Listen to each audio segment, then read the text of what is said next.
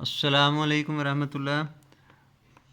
अस्माउल हुस्ना में हमने अब जो नाम लिखना है अल्लाह ताला का वो अल क़ुद्दूस ख़त सुलस में, उसी तरह से अलिफ जो है इसका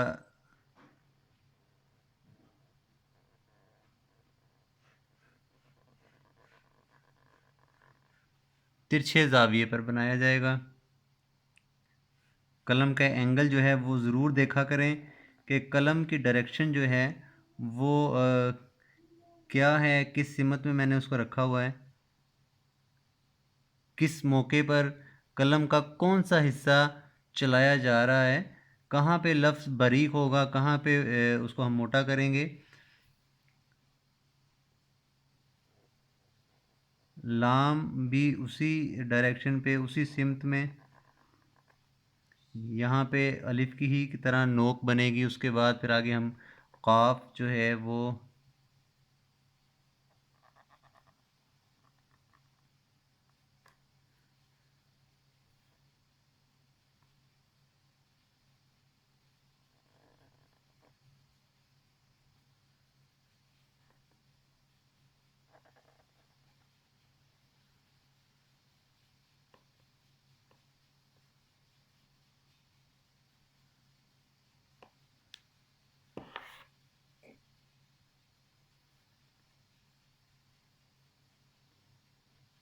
यहीं से फिर इसको नीचे की तरफ लाएंगे ओवरलैप करते हुए दाल लिखने के लिए।